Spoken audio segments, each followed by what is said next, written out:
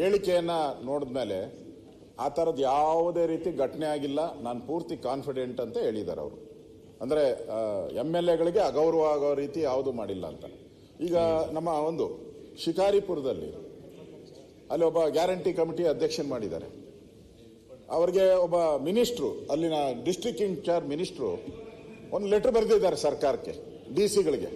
ಏನಂತ ಹೇಳಿದ್ರೆ ಅಂದರೆ, ಯಾರು ಆ ಕಮಿಟಿಯ ಅಧ್ಯಕ್ಷನಿದ್ದಾನೆ, ಯಾವುದು ಈ 5 ಗ್ಯಾರಂಟಿಗಳ ಅಧ್ಯಕ್ಷ, ಅವನು ಏನು ಹೇಳ್ತಾನೋ ಅದನ್ನ ಎಲ್ಲ ಕಾಲೇಜು ಸ್ಕೂಲುಗಳಲ್ಲೂ ಕೂಡ ನೀವು ಟ್ರಾನ್ಸ್ಫರ್ಗಳು ಅಭಿವೃದ್ಧಿ ಸಮಿತಿ ಏನು ಇದೆ ಅವನು ಹೇಳ್ದನ್ನೇ ಮಾಡಬೇಕು ಅಂತ ಅಫಿಷಿಯಲ್ ಲೆಟರ್ ಬರೆದಿದ್ದಾರೆ. ಇದು ಯಾವ ನ್ಯಾಯ? ಇದು MLA ವೈಲೇಷನ್ ಅಲ್ಲ? ಇದು ಹಕ್ಕುಚ್ಯುತಿಗೆ ಕೊಟ್ಟಿದ್ದೀರಿ ನಾವು. ಹಕ್ಕುಚ್ಯುತಿಗೆ ಇಂಥವು 100 ಹಕ್ಕುಚ್ಯುತಿ ಆಗ್ತವೆ ಇನ್ಮೇಲೆ. ದಿನನಿತ್ಯ ಅಸೆಂಬ್ಲಿಯಲ್ಲಿ ನಾವು ಹಕ್ಕುಚ್ಯುತಿ ಮಾಡ್ಕೊಂಡು ನಮ್ಮ ಗೌರವ ಕಾಪಾಡ್ಕೊಬೇಕಾ ನಾವು? ಆ ಸ್ಥಿತಿಗೆ ಬಂದ್ಬಿಟ್ರೆ ನಮ್ಮ ಕತೆ ಏನು? ಸ್ಪೀಕರ್ ಆದವ್ರು ನೀವು ನಮ್ಮನ್ನ ಸಪೋರ್ಟ್ ಮಾಡಿಲ್ಲ ಅಂತ ಹೇಳಿದ್ರೆ ಇದೇ ಆಗೋತತೆ. ಒಂದೇ ನಿಮಿಷ, ಇವರೇನೋ ಈ ಪರಂಪರೆಯನ್ನ ಶುರು ಮಾಡಿದ್ದಾರೆ. ಅವ್ರು ಹೇಳಿದ್ರು ನಾವೇನು ಹಾಗೆ ಆ ತರ ಮಾಡಿಲ್ಲ ಅಂತ. ನೆಕ್ಸ್ಟ್ ಸರ್ಕಾರ ಒಂದು ಬರ್ತತೆ ಅಂತ ಇಟ್ಕೊಳ್ಳಿ, ಇವ್ರು ಹೋಗ್ತಾರೆ, ನೆಕ್ಸ್ಟ್ ಸರ್ಕಾರ ಬರ್ತದೆ. ಅವ್ರೇನ್ ಮಾಡ್ತಾರೆ, ಈ ಆಶ್ರಯ ಹೋಗಲ್ಲ, ನಾವು ಮತ್ತೆ ಗೆದ್ದು ಬರ್ತೀವಿ.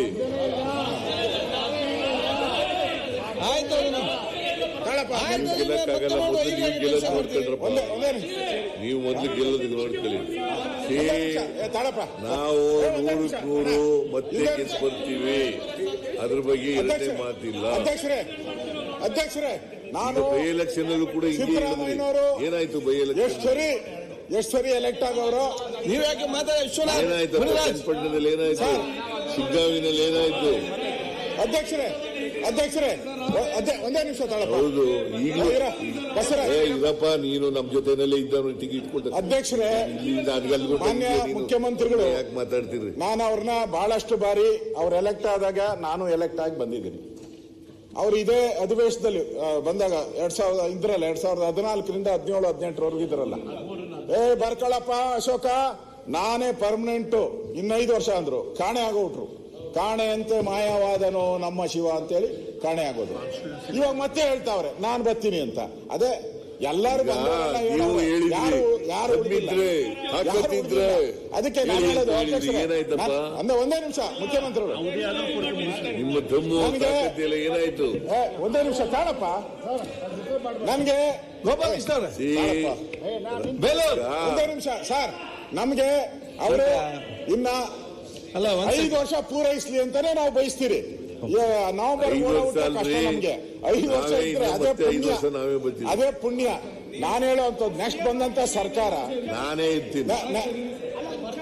ನೆಕ್ಸ್ಟ್ ಬಂದಂತ ಸರ್ಕಾರ ನೀವೇ ನೀನ್ ಈ ಕಡೆ ಬಾಪ, ಅವ್ರ ಕರೀಲಿ, ಈ ಕಡೆ ಮಾತಾಡ್ತಾ ಇದ್ದ ನೋಡಿ. ಒಂದು ಸರಿ ನೀವು ದಾರಿ ತಪ್ಪಿದ್ರೆ, ಮಹಾಭಾರತದಲ್ಲಿ ನೀವು ನೋಡಿದ್ದೀರ, ಮಹಾಭಾರತದಲ್ಲಿ ಭೀಷ್ಮ ಮೊದಲು ರಾಜ ಆಗ್ಬೇಕಾಯ್ತು, ತಪ್ಪೋಯ್ತು, ಆಮೇಲೆ ಎಲ್ಲ ತಪ್ಪಿತು. ಈಗ ಇವರು ಅತಂತ್ರದ ದಾರಿ ಇಕ್ಕಿದ್ದಾರೆ, ಕವಲು ದಾರಿಗೆ ಇಕ್ಕಿದ್ದಾರೆ. ನಾಳೆ ಇನ್ನೊಂದು ಸರ್ಕಾರ ಬಂದಾಗ ನಿಮ್ಮ ಆಶ್ರಯ ಸಮಿತಿ ಇದೆ, ಅಂಬೇಡ್ಕರ್ ಸಮಿತಿ ಇದೆ, ಲ್ಯಾಂಡ್ ಗವರ್ನೆನ್ಸ್ ಸಮಿತಿ ಇದೆ. ಆ ಸರ್ಕಾರದವ್ರು ಏನ್ ಮಾಡ್ತಾರೆ ಅಂದ್ರೆ, ಇದೆಲ್ಲ ಹೆಂಗ್ ನಡೀತಾ ಇದೆ, ಸರಿಯಾಗಿ ನಡೀತಾ ಇದೆಯಾ ಅಂತ ಅದ್ರ ಮೇಲೆ ಒಂದು ಸಮಿತಿ ಮಾಡಿ ಕೂತಿರ್ಸ್ತಾರೆ. MLA ಕತೆ ಏನು?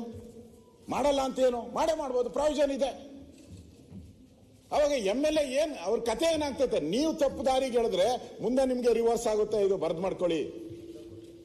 ನಮ್ಮ ಶಾಸಕರು ಅಂತ ನೋಡ್ಬೇಡಿ. ಇವತ್ತು ನಾಳೆ ನೀವೇ ಬಂದು ಇಲ್ಲಿ ಅಧಿವೇಶನದಲ್ಲಿ ಕೂತು ನಮ್ಗೆ ಹಿಂಗ್ ಮಾಡಿದ್ರಿ ಅಂದ್ರೆ ನಾವೇನ್ ಹೇಳ್ಬೇಕು? ಅವಾಗ ಯಾರನೇ ಇರ್ಲಿ ಅಧಿಕಾರದಾಗ, ನಾನಿರ್ಬೋದು, ಇನ್ನೊಬ್ರು, ಇದು ಗ್ಯಾರಂಟಿ ಆಗೇ ಆಗ್ತೈತೆ. ನೀವು 1 ಏಟ್ ಹೊಡೆದ್ರೆ ಎದುರುಗಡೆ ಇರೋರು 2 ಏಟ್ ಹೊಡಿತಾರೆ. ಅದನ್ನ ಅರ್ಥ ಮಾಡ್ಕೊಳ್ಳಿ. ಇಲ್ಲಿ ಶಾಸಕರ ಗೌರವದ ಪ್ರಶ್ನೆ. ಇದು ಇತಿಹಾಸದಲ್ಲಿ ಯಾವ ಮುಖ್ಯಮಂತ್ರಿನೂ ಈ ತರದ ಬದಲಾವಣೆಯನ್ನ ತಂದಿರಲಿಲ್ಲ.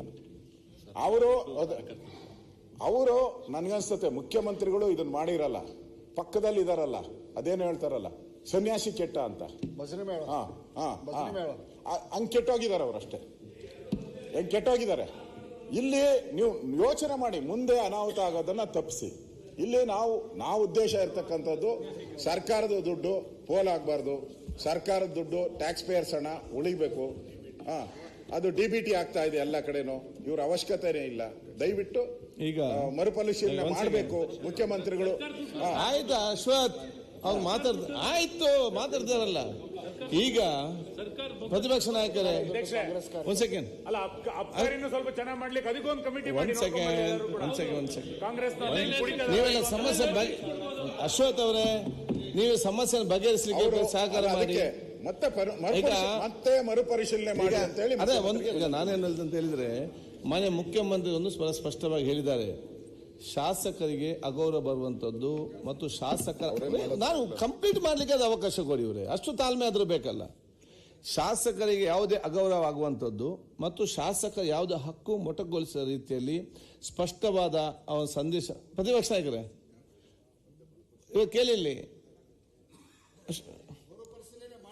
ನಿಲ್ಲಿ, ಶಾಸಕರಿಗೆ ಅಗೌರವ ಆಗದ ರೀತಿಯಲ್ಲಿ, ಶಾಸಕರ ಹಕ್ಕು ಯಾವುದಕ್ಕೂ ಮೊಟ್ಟಗಾಗದ ರೀತಿಯಲ್ಲಿ ನಾವು ಸಂಬಂಧಪಟ್ಟ ಜಿಲ್ಲಾ ಅಧಿಕಾರಿ ಸ್ಪಷ್ಟ ಸೂಚನೆ ಕೊಡ್ತೇವೆ ಒಂದು ಹೇಳಿದ್ದಾರೆ.